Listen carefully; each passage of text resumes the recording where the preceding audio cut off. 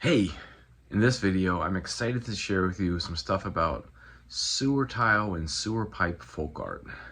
First, I'll describe a little bit about what it is, where it was made, where it's from, the type of styles and everything, and also what I like about it.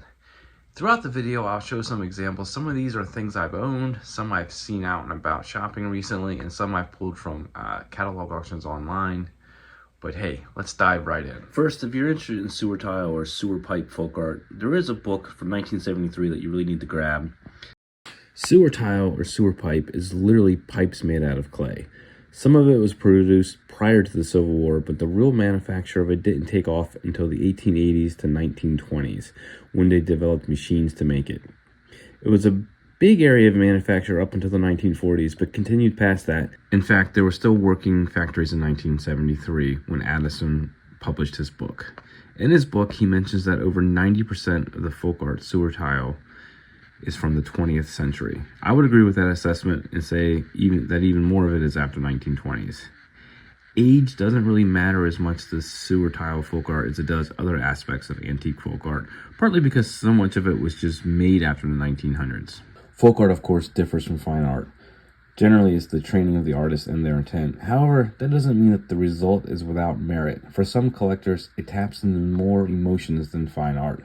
Sewer tile and sewer pipe is no different. These weren't classically trained artists.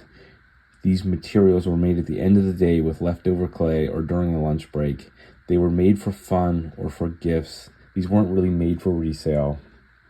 Often called end-of-day pieces. They didn't have enough clay to make another pipe, but they had enough to make a crude piece of folk art. And of course, they had access to the kilns. Some of these are late pieces, circa 1970. Some are earlier. Some are dated or signed. Most are not.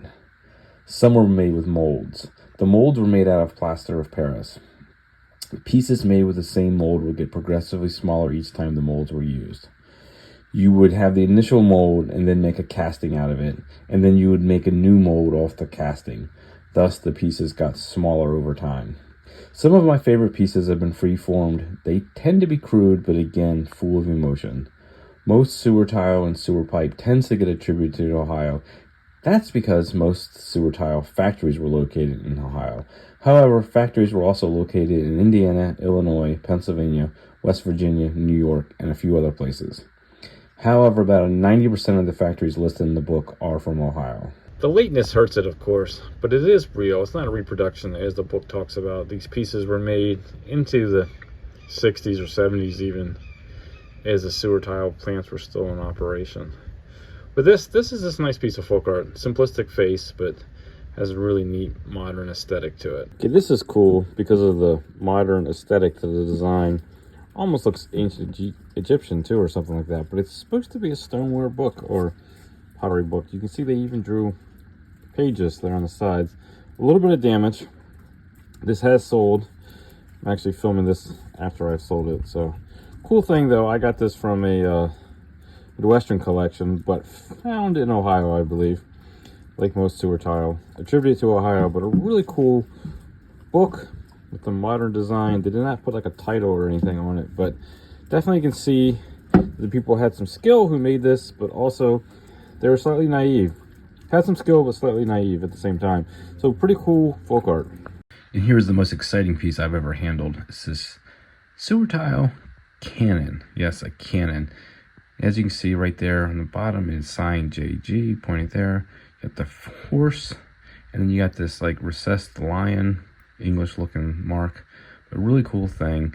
It's about the size of a signal cannon, except for the barrel's much larger than a signal cannon. It's got a really great presence. This is actually ex Peter Bram's collection. Really cool thing. Just a lot of great presence about it. And like I said, the size is particularly impressive. And here you can see this is made from a mold, but it has a great glaze to it. See the price there. You look at the bottom, it is dated. It looks like 1970, I believe, so not super early. This is another one also made out of a mold. The glaze is not quite as interesting as the previous example, but looks like a little bit of an earlier example. Here we go, another one. This one is also made out of a mold. Cool lion, and on the back you can see it was signed for a person, made by so-and-so for a gift, I believe, which is nice. And here's one of those that I showed earlier selling in the catalog auction. Hey, I hope you enjoyed this video. Just a little insight into what is sewer tile and sewer pipe folk art.